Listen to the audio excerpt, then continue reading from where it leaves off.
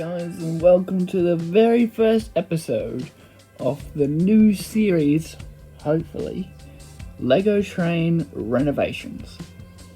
And in today's episode, we'll be upgrading the R-Class locomotive, R707, which is technically 761 because that's a locomotive I based it off, but it's currently changed to 707 because I believe we're going on another train trip later in November, which is great.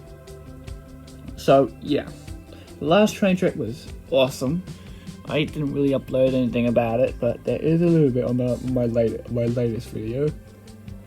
But yeah, today we're going to be upgrading the R-Class locomotive. We won't be updating 711. 711 won't even get its own video because it's literally the exact same model as the R-Class right here. So 711 also will be upgraded at one point, we just don't know when. So, probably none of you guys see a difference right now, but there are differences throughout this locomotive, and I will be explaining them later in today's video. But yeah, this is what the R-Class will look like at the end of the upgradation. Don't really have any pictures of the old R-Class before I started. I have a little bit. But yeah, I'm just going to be going through pictures and showing you the process of what I went through to change the R-Class to make it look like this. So, please sit back and enjoy this rant of me going about saying how I upgraded my R-Class and what steps I had to go through in order to make this possible to have the brand new look. So, welcome to the behind the scenes where how I show you how I upgraded my R-Class locomotive. So this first picture will be showing you me getting the parts all ready for the upgradation. And you can see the smoke deflectors on the right side as well. Next, I start peeling away from the boiler because this train has wires and I've got to be very careful with those wires to make sure they don't break or snap. So as you can see, once again, all the parts lie down because I've got to make sure everything goes back the way it was. Because if it doesn't, then it won't line up. This is a continuation of pulling apart. So basically, we got to remove the entire boiler from the base in order to make way. You see the base plates at the bottom there?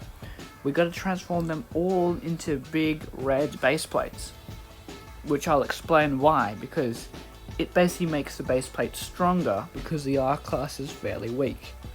And this allows me to add all the other upgradations as well. Here is the boiler on the ground, as well as the whole front, which I tried to detach, but the entire front completely detached.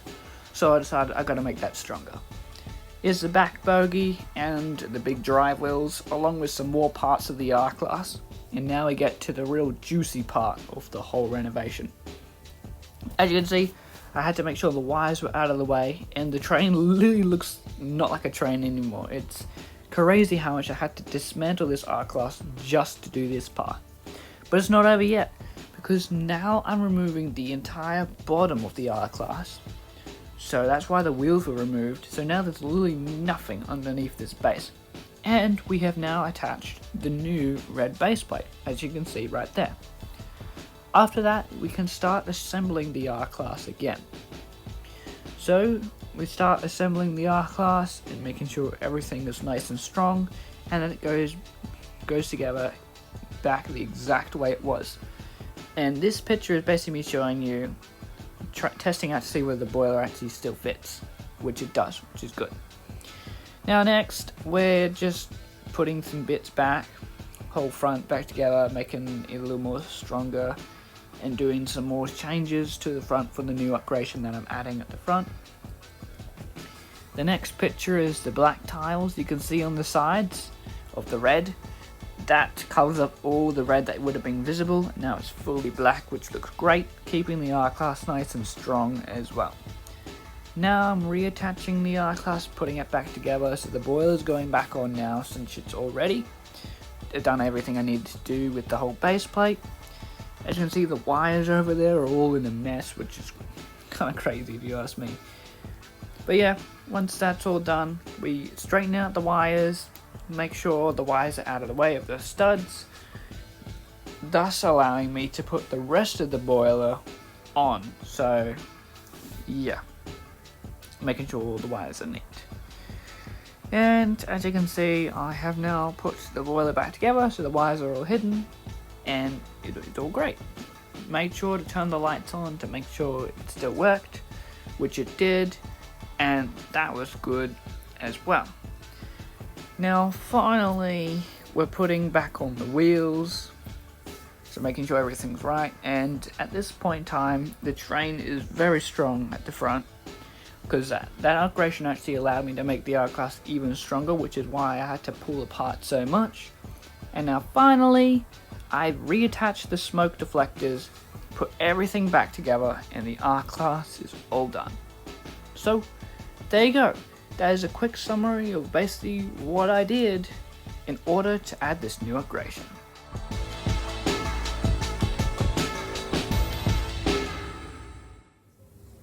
Okay, so welcome back. So now, since you've seen how I did the processes, I'm going to show you what has changed. So pretty much, the front of the R-Class, you won't even really be able to tell. It's like this is like the subtlest change ever. But the middle dome is slightly pushed down, so that the bottom and the top are the exact same thickness.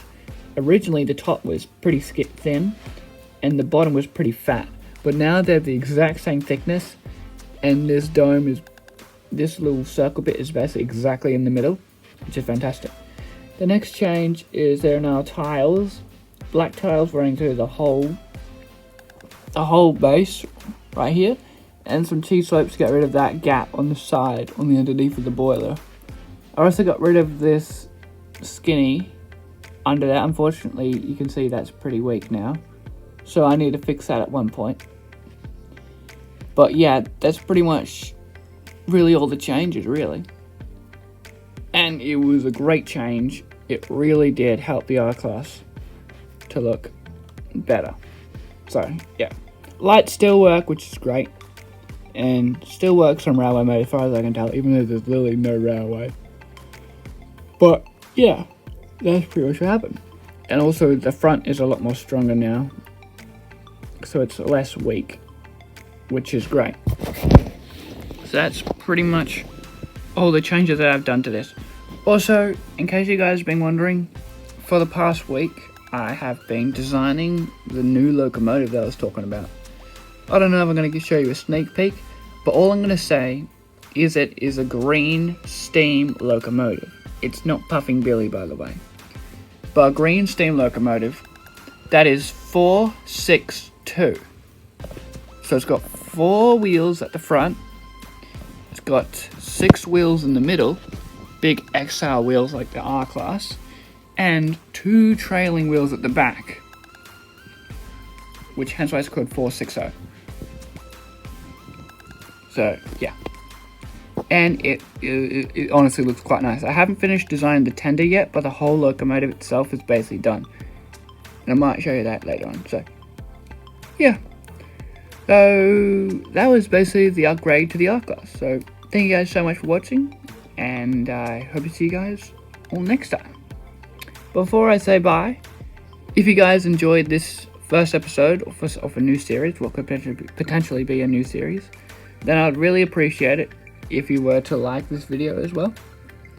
And if we can get this video to either 2 or 3 likes, I'm aiming for 3 likes hopefully, then that's how I know that you guys are enjoying this content, and we will continue doing more on this series.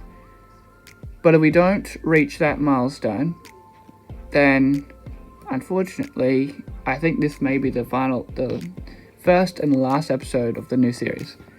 Fingers crossed that's not the case. But yeah, it's just liking this video lets me know whether you actually are enjoying this content. So thank you guys so much for watching, and I hope to see you guys all next time. Bye!